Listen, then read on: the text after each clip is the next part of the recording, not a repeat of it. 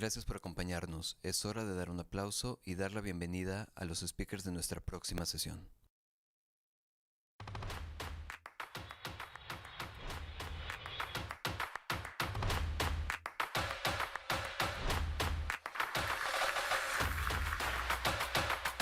What is the best business model that you would advise for Latin America? I would argue the creativity in some parts of Latin America even better than you would find elsewhere, and technology.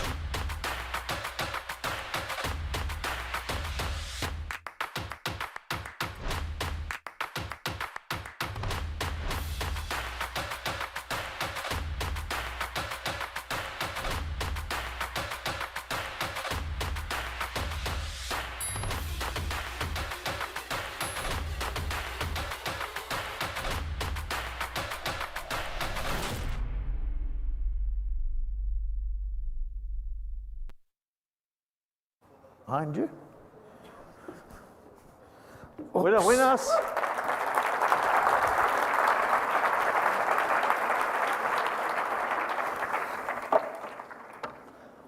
¿Cómo están todos? Muy bien. Ha sido una larga jornada, ¿verdad? Bueno, voy a cambiar a What did you inglés. say? Did you say something rude? Not yet, not yet. It's been a long day. I'm going to switch to English. Thank you very much for accepting our Pleasure. invitation. Yet again, you come but back. Aero-Mexico let me down. I know, it's been a long flight. You've not got much Well, it's sleep. been a long flight, but Aero-Mexico decided to push off the flight by 10 hours. I don't know why. I think maybe the weather or something, because flights to Bogota were also delayed by 2 days. So anyway, let's Okay. get on to it. You're in a good mood, so that's Yeah, I'm fine. I'm a bit tired, but I'm fine. Okay, so just as context, Insider is a news media publication. We report about digital advertising in Latin America, and this is the Insider interview where we interview leaders that have changed the industry and certainly Or tried to. I'd say you've changed the industry more than once. I don't know the industry has really changed that much. I think people in the traditional industry are probably still stuck in the past. I mean, if you look at the holding companies, probably one or two have changed. Publicis has probably changed, driven by sort of digital and data. Omnicom doesn't have a strategic bone in its body, but it executes very well. And it actually has done a deal this week with part of Essential with Flywheel, which is an Amazon agency, which, it's the biggest deal. It's not a big deal. It was about $900 million, but it's the biggest deal apparently that Omnicom has done, which I find surprising. But they seem to be getting the message. IPG, I think, is languishing a bit. It's lost some significant business, gained some, but I think it's a bit mucky.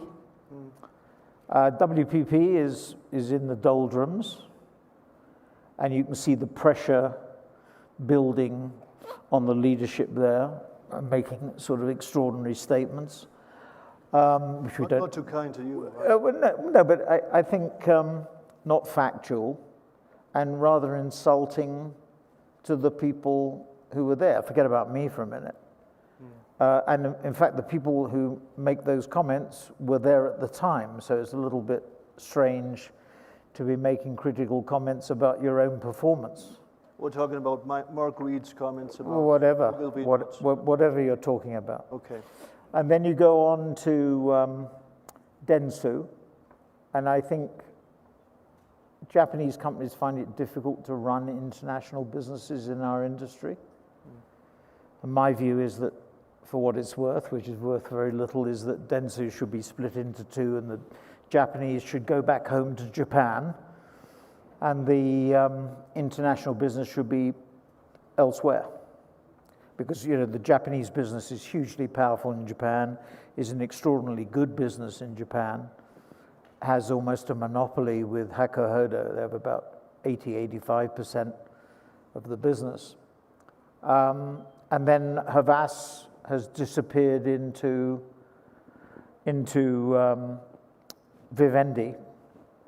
But it is doing interesting things because, you saw the deal with Uncommon. So they may surprise in terms of what they're doing. But I don't think the industry has changed that much. I mean, the embracing of digital and data, with the exception perhaps of Publicis, and maybe Dentsu with Merkle. I mean, Merkle was a very good business in North America, but maybe small business, a medium-sized business, but not really. Anyway, but so I don't think the industry has changed sufficiently. And I think actually the compression in market values, WPP was number 1, it's now number 4 in terms of market cap, and Publicis has doubled its market cap from 10 billion to 20 billion. You may see some further changes, would be my bet, further significant changes. Fair enough. Well, today I'd like to ask you a few questions about the global economy, about how this context affects marketing strategies, and then talk about the trends. We'll try. Yeah, we'll try. We've got a few minutes here. Okay. So, well, I think life is tough, as I think everybody in this room and anybody who's listening outside this room or watching would say that I would say clients have got their hands in their pockets, let me put it that way.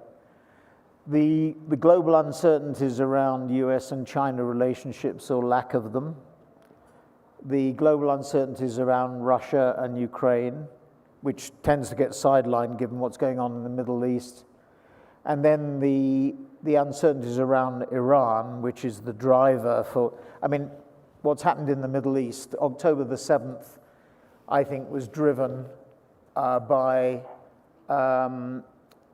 the rapprochement or the possibility of an agreement between Saudi Arabia and Israel, which I think is still on the cards. I think the good news, if there is any good news about, it would be that Saudi would continue to try and negotiate some form of agreement alongside the Abraham Accords with Israel, and that what's happening in Gaza will not derail that. I would hope that that's the case. And I was in Riyadh a week or so ago, and my sense was that is still a possibility. It's huge uncertainty. But anyway, those three things, plus, not forgetting North Korea, not forgetting climate change, obviously, have put huge pressure on businesses, and the uncertainty and volatility is huge. So I think two things are happening, basically, to your question about what does this mean for us trying to run businesses in Mexico or Latin America or mini global businesses like our own.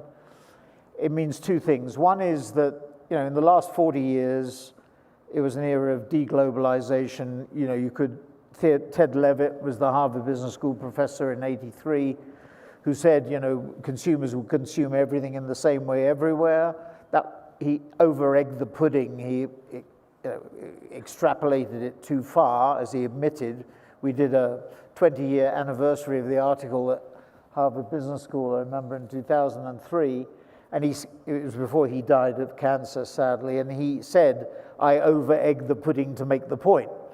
But what he was saying was that there was going to be that commonality, and we lived through an era of lower trade barriers, lower tariffs, and wherever you planted your flag, if the demographics were with you, you did okay. It would work.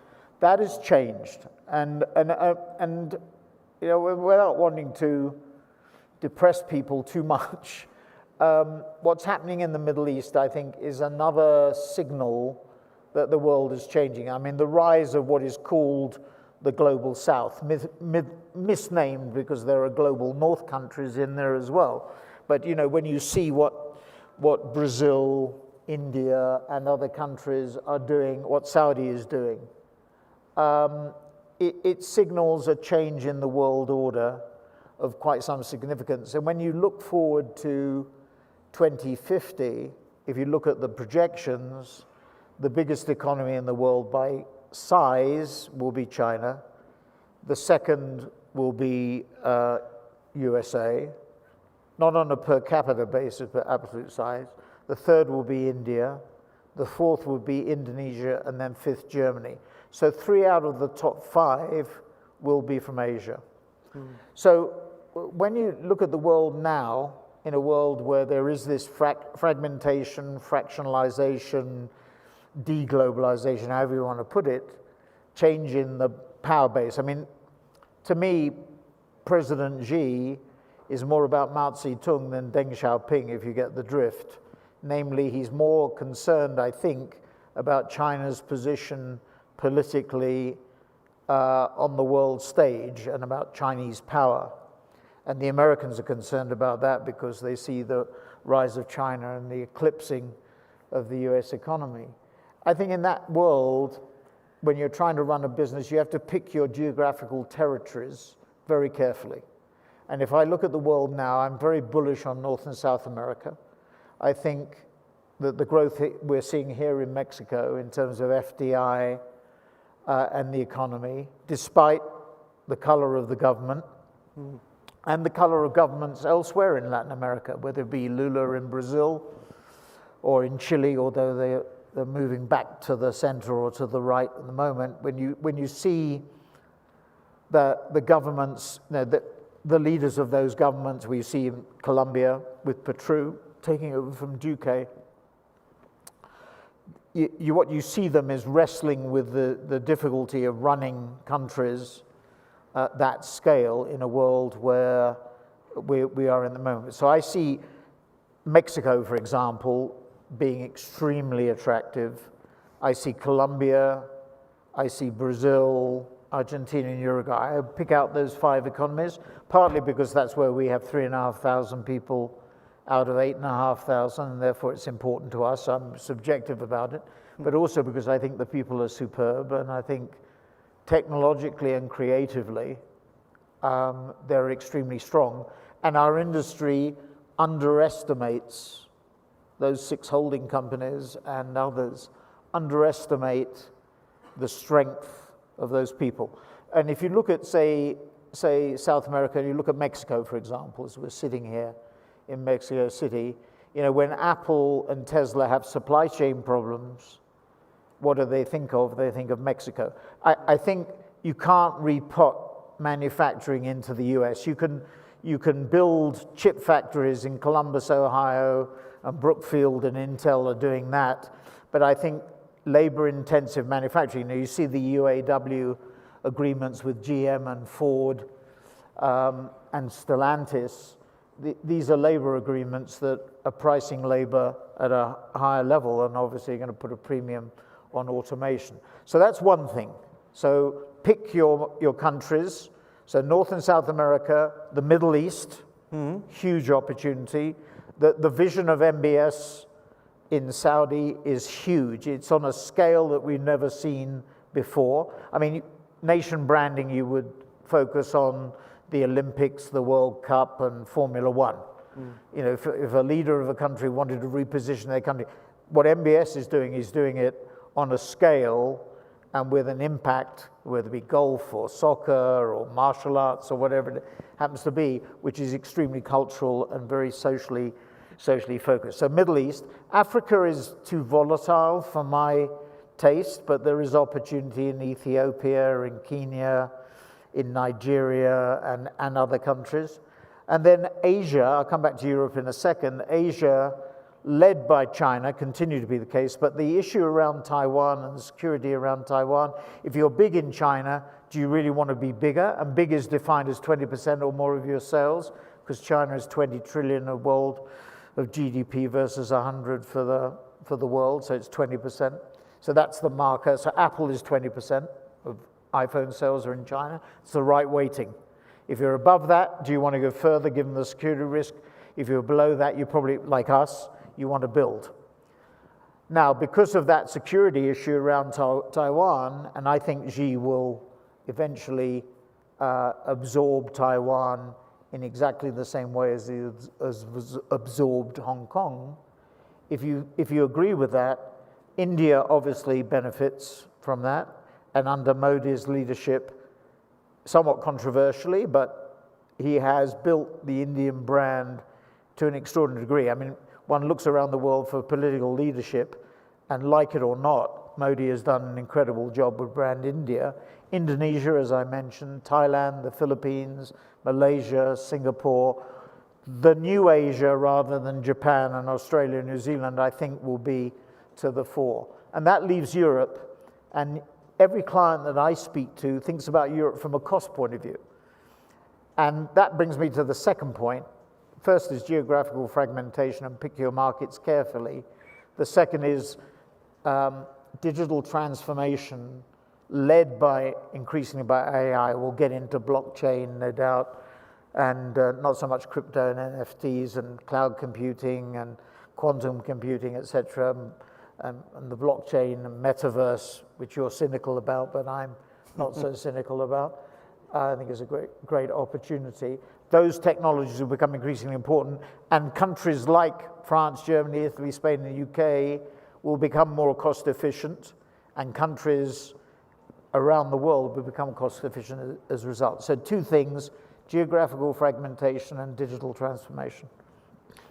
Okay, but what does this economic context and this your worldview mean for marketing strategies? What are brands looking for nowadays? Okay, well, two things to say again on that. Firstly, I don't think things are going to change next year. I think what we see, the caution that we see currently, with hands in the pockets, as I put it, will continue, at least until the American election. And we can debate, whether Trump and Biden are going to be the candidates.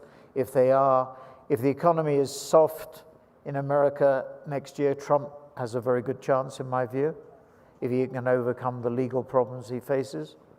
If the economy is stronger than people anticipate, the landing is softer than people anticipate, Biden probably, okay, but we'll see how that, but until that happens, I think things are going to continue to be uncertain. The net result of all this, and I think you see it going on at the moment, is that clients have become much more short-term in their thinking. So activation and performance are important, and you can see it in the numbers.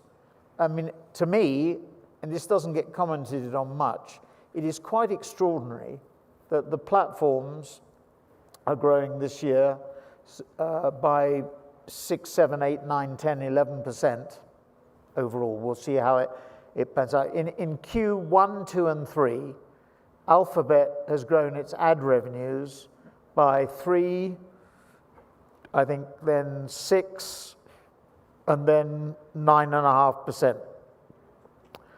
Meta has gone 3, 12, 21, and Amazon's gone 22, 21, 25. These are percentage growth rates, like for like, in advertising revenues. So they're up in the first 9 months by 7, 8, or 9%. Interestingly, all the holding companies and others blame tech companies, for the doldrums because they're reducing. It's not true. Some of the tech companies have maintained their spending. Some have cut. But what's also interesting is the packaged goods companies have increased their budgets quite substantially. And that's the reason why, in my view, the platforms have done so well this year. The Unilever, P&G, Coke, Pepsi, Nestle, L'Oreal, all price their ad budgets off growth in net revenues. And Pepsi in Q2 did 15% increase in revenues. So its ad budgets went up by roughly the same because they calculate their ad budgets on net revenue growth. And if you're growing, now some of them, like we saw with the, Heineken and Diageo in Q2, they got the price increases, but they didn't get the volume increases, and volumes came under pressure, and that's what they're starting to wrestle with now as we come out of Q3 and into Q4, is it's all being driven by price. But they increased their ad budgets, and that money has gone into the digital platforms. Linear TV, which still in a Mexican and a Brazilian environment where television is more important, has a more important weighting. For example, here I think digital in Mexico is about 50%, the worldwide average is about 60, 65%. And that's because Mexico is more because of Televisa, because of Globo in Brazil, Mediaset in Italy. These are countries where television, visual communication has been important because of the Mediaset, Globo, Televisa dominance. But I think what you see is linear TV under huge pressure. So if you don't have sport like Fox and Disney, or like those companies that have sport at their core, if you're linear like Discovery, you're down 7, 8, or 9%. If you've got sport, you're probably down about 2 or 3%. So you've got Fox, basically you've got Disney really down by about 2 or 3%. And it is quite extraordinary that Bob Iger announces on CNBC during the Sun Valley conference that he's considering selling or joint venturing ABC. And if you think about the timing, that he left Disney 2-3 years ago, has come back, and I'm sure he'll deal with it successfully, because I think he really understands creative talent and the creative industries. But it shows you the speed of this change. So you have digital growing and continuing to grow, despite the pressure on ad spending, the year of efficiency at Meta, et cetera, and you have linear down very significantly. That's going to continue. Okay, fair enough. That's the way I see it. So short term, that money from the packaged goods companies has gone into the platforms. And the reason is they see better performance, better activation, better measurement, better results from those platforms. And AI is going to make those platforms even more important than it is today. That's huge. But does this focus on performance mean that brand building will decline? Well, look, everything, the volatility in markets is so great, whether it's due to geopolitics or whatever it's due to, that this is anathema to everybody in our industry, or certainly the madmen or mad women of our industry. And it harks back to the days of Don Draper and Mad Men. And it is anathema. But long-term brand building in a world that is so volatile and so pressurized, where people are looking in the listed sector and even in the private equity sector. Private equity goes for 4 or 5 years, the time frame. They look at the exit before they make the entry when they make their investments. So it's very, very focused on short term. And in that world, activation and performance, measurement, return on asset, return on investment become critically important. The number of CMOs that I've heard say, I have a new CEO in charge, or there's been a change, and they're saying to me they want better quarterly performance. Whether it's right or wrong, that's de facto. They're up on CNBC or Bloomberg every quarter trying to defend or publicize their results. The world is short term. It is much more volatile, and technology will make it increasingly volatile. The changes and shifts are huge. So I think naturally, some would argue unnaturally, people become very short term in their view. So activation and performance, critically important. Let's talk about some of the trends, most of which we've heard throughout the yesterday. Like connected today, TV and retail and things like that. Exactly. Let's talk about retail media. Yeah. What importance do you think retail media has in the region? Well, you look at the numbers. So I think the numbers are really important to think about. So the world, the media market is about 900 billion. Digital is about 650. Google this year will probably do 220. This is ad revenues, 225. Meta will probably do about 120, 125. Amazon will do 50, and in retail, and in my view will go to 100. And then you've got obviously Alibaba and Tencent on the eastern side of things, and then ByteDance, which probably will go from 60 billion to 90 billion as a whole dollars. TikTok outside China, so outbound China basically, is about 14 billion. So TikTok is the only one that's made the breakthrough. They were 10 billion last year outside China, according to the numbers that we've seen and heard, and 14 this year. To put it in perspective, Snap is 5.5. Pinterest probably lower, around 4, I think. And Twitter has gone from 5 to 2.5 so far. We'll see what Musk can do it. But the point of the numbers, Apple's probably around about 7 billion. Microsoft is probably around 11 billion of advertising, digital advertising. So those are the numbers. So that's the environment in which we're operating. The retail side of it, when Walmart sees what Amazon is doing, or when Target sees what Amazon is doing, or when Walgreen Boots sees what Amazon is doing, obviously they have their first-party data. Exactly. They have access to the signals from the platforms, and that's where the battleground is. The advice to CMOs is agility, take back control, because you ceded too much control. Sounds strange coming from an agency guy, but you ceded too much control to the agencies after the great financial crisis of 2008. Zero-based budgeting said, look at everything and shift it out. Probably went too far.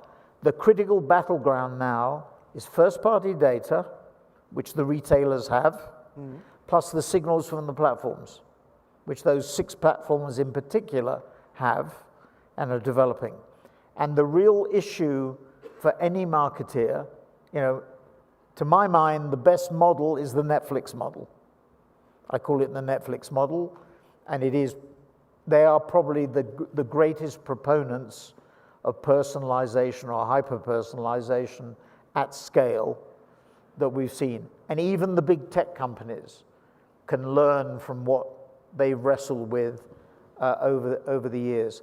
That's what's driving retail TV. And connected TV is the linear TV route to digital. So that enables them to leverage their assets and move faster into the digital space, because going back to those numbers, digital's up 7 or 8 or 9%. Linear is down 7 or 8 or 9% unless you have sport to minimize it. So I think that's the way it's going to continue to go. The other thing that's going to drive it is AI, and we'll get into that, and with the areas where we see AI impacting our business positively and negatively. AI is going to accelerate. It'll take time. It's not going to be today. It might be in a year or 2 years' time, but you're going to see huge changes to the speed at which that first-party data and signals from the platforms is accommodated. Even the companies that run their businesses, without naming names, by brand, right? By not one brand, but by a number of brands, are looking at how can they leverage the brand insights that they have in each brand across the board. And with the deprecation of third-party cookies, with the IDFA changes which Apple drove, it means that first-party data and signals are the critical area. And the problem for most of our clients, they've grown by acquisition, or they had different CIOs or CTOs which have different digital platforms, and they don't talk to one another. So I'll give you an example. We were at Wimbledon this year.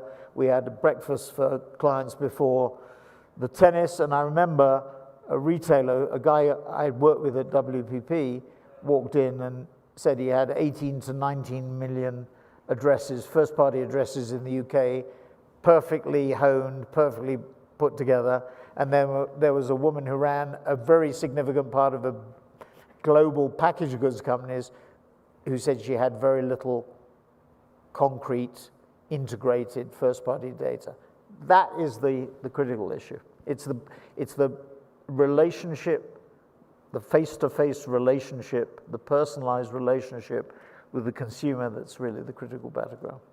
I hear a lot of talk about AI, but in concrete terms, I think of ChatGPT. I think of faster copywriting Yeah. and faster image editing. What is beyond? That's just one of 5 things that, so I think, trying to analyze it, first of all, there's a lot of chat, not chat GPT, but chat.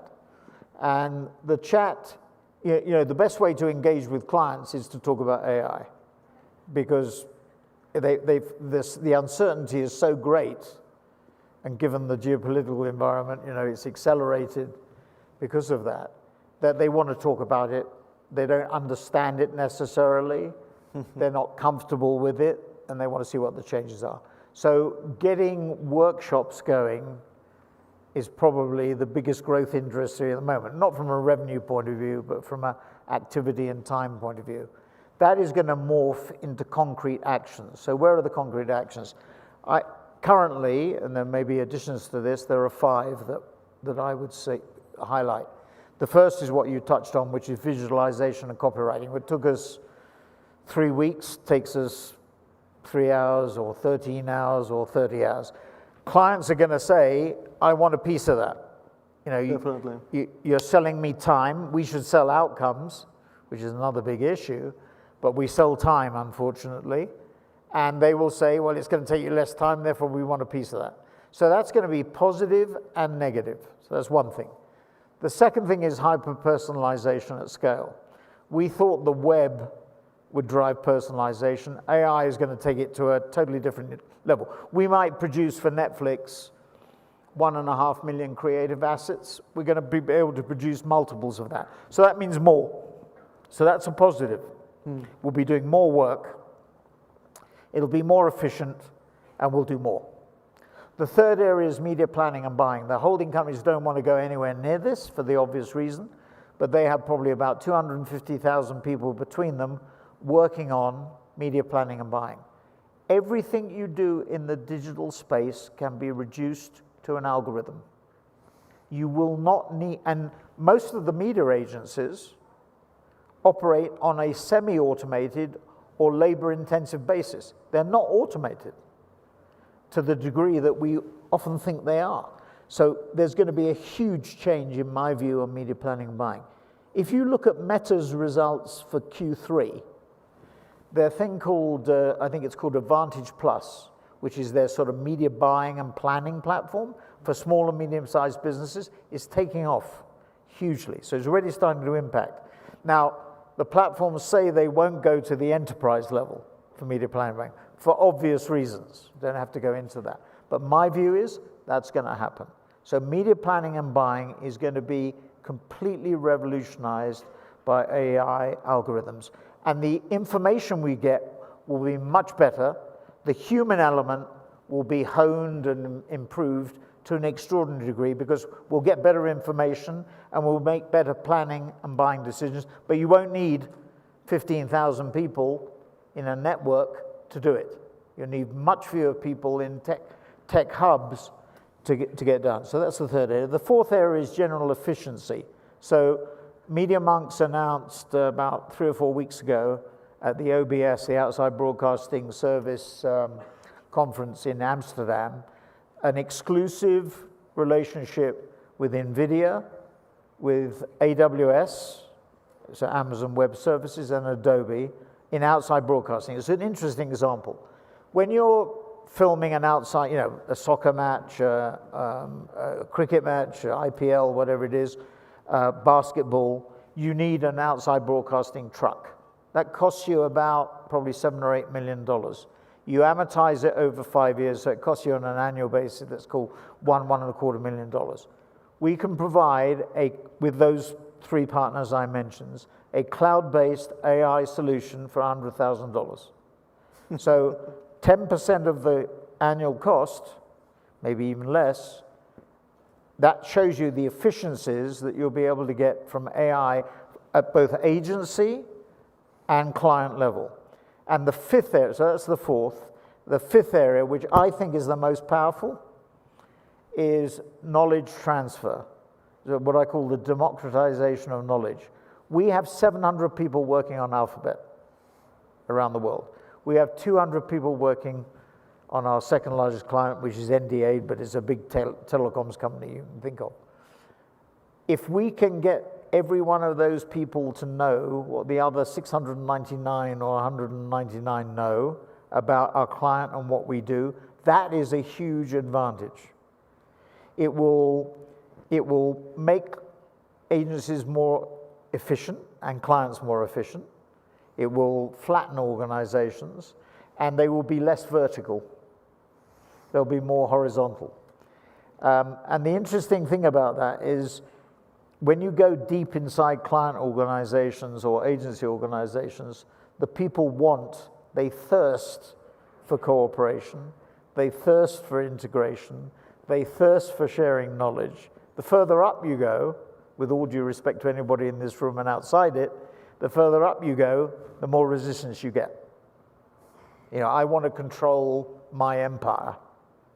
But the people who have to do the work, the worker bees, really lust after the knowledge and the transfer of knowledge. So I think that's hugely important and much underestimated. Now, what does AI and all that you've just mentioned mean for the advertising human workforce? And what are the skills that... Look, it's so difficult to...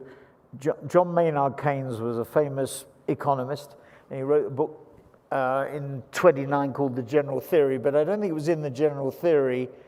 It was in 1933. He wrote a book, I think, on automation. And he said automation would result in us having more holidays. You know, we'd have a better work-life balance. I don't know whether AI will do that. In some of the areas that I mentioned, it is going to do that. You know, I mentioned visualization and copywriting, media planning and buying. But in other areas, it will produce more jobs. I don't know what's the bad. If you pin me against the wall and said, what do I think? I think the world is changing. And, you know, I'm 78, so I'm an old fart. And so generationally, I think it's a generational issue. But work-life balance is becoming more... There are regional differences. I mean, Asia, Pacific, and Latin America, probably people are in 4 to 5 days a week. Europe, 3 days a week. North America, 1 to 2 days a week. But COVID didn't create work from home or work from anywhere. It stimulated it. It was already a trend there. And Gen Z, I think, has a different attitude, maybe rightly, maybe wrongly. And I think the world is shifting. I think managing companies today is much more difficult than it used to be, partly for that reason, partly for other reasons. So I think the model is changing, and I think what will happen is that there will be pressure. You know, when I see what's happening in the automobile industry in America, where there's a cost issue in traditional automobile making in relation to EVs, to electric vehicles. And then the labor unions are negotiating labor increases of 4, 5, 6% a year for 3, 4, 5 years. That's going to put huge pressure on the demand for efficiency. And the work from home, work from anywhere thing, which may be the better thing, you know, maybe we'll be happier as a result. We may have less GDP, but we'll be happier. In that world, maybe employment will be reduced. So if you pin me against the wall, I would say AI will be a net destroyer of jobs. I don't know, but that would be my guess at this particular point in time. So there'll be pluses and minuses, but maybe that's the way the world is going. Right? It may be that we want to work less in the developed world. That's not the case in China, where it's 9-9-6, 9 to 9, 6 days a week. So it's a very different mental attitude. And that goes back to the global political thing. Things are changing there too. the powerful forces globally are different today, in my view, than they have been historically. The last 50 years, the next few years, I don't know whether it's 50 or not, going to be lower growth, higher inflation, and higher interest rates. And that's different. We had higher growth, we had lower inflation, and we had lower interest. We had zero interest rates, negative interest rates. Not going to happen again for a long period of time. So it's a very different world to operate. Very much more difficult to navigate today than it was 10, 15, 25 years ago. I'm not sure if this is a very positive or very negative scenario. You know, people talk about happiness index rather than GDP index, and maybe we'll be happier. Maybe we'll, 4-day weeks. You know, I was in a government department in the UK, and this annoyed me. I shouldn't say this, but I was in a government department earlier this week, and I saw the minister of that department. I won't say which department it was. And it was Monday. It was on Monday. I walked into the office, and it was virtually empty. And I said to the minister, "What's the policy on working?" And he said, 2 days a week. 1,200 people in the department, 2 days a week. Now, maybe those people are happier today. And maybe it's a better way to work. You know, we've been experimenting in Canada on our working weeks. And the woman who runs it, extremely good, extremely bright, basically believes, with justification, that a 4-day week is better, as a lot of women in our workforce. We're a global company. Things don't go neatly between 9 and 6 or 8 and 8 or whatever time. You know, we work outside those hours. Having flexibility is not a bad thing. So, you know, when you've got single mothers, or when you've got single parents, or when you've got, demands on you from your family, having the flexibility, and if we could charge on the basis of outcomes, doesn't matter how much time you spend doing the job, as long as you get the job done. Absolutely. So it may not necessarily be a bad thing. You know, maybe as Attila the Hun, you would think, my kids, actually, funnily enough, my kids probably are more right-wing on this issue than I am. You know, they think everybody should turn up in a suit and a tie 9 till 5 every day in the office. I vacillate. You know, it's interesting. I went back to Harvard Business School with my 55th reunion, and all the academic research at HBS on work from home, not all of it, most of it, work from home, work from anywhere, is positive. That a distributed model is better than a fixed model. You know, that people, this thing about cultural glue, people say, you've got to get together in the office. Well, their research indicates that you only communicate, generally, with people within 10 meters of where you sit. The other thing, extraordinarily, this is bizarre, but there was one professor there who believes that social interaction is more valuable than business interaction. And you have a social event, let's say, every week, every month, even says quarterly, may be sufficient. And what you do is you bring people together, and you get them, for example, to share taxes to and from the place where you're doing the social event. They swap Slack addresses or email addresses, and that's where you build communication. He believes that is a more effective way. So you already see, but you're going to see more distributed models, rightly or wrongly. And coming back to your fundamental question, it may be that that's better. It may be that it could be as productive. In our case at Media Monks, I think at the beginnings of COVID, we were super good productivity-wise. I think productivity has got less with the distributed model that we have. We're basically going 3 days a week. We've said people should be in the office 3 days a week. with those regional variations I mentioned, because where people choose, but it's left to the local office head to determine what the procedure should be. Yeah, maybe I think that our productivity has lessened as we've gone through COVID over the last 2 or 3 years and gone through COVID. But at the beginning, it did work very effectively, not so much now. And I think that's generally the case. But we'll see. We'll see how it plays out. We're out of time, but I'd like to ask you, how many times a week do you go to the office? I go 5 days a week. Okay. Well, actually, I should say 7 days a week. Okay. Thank you so much for joining us. Thanks very much. Thanks. Muchas gracias a todos.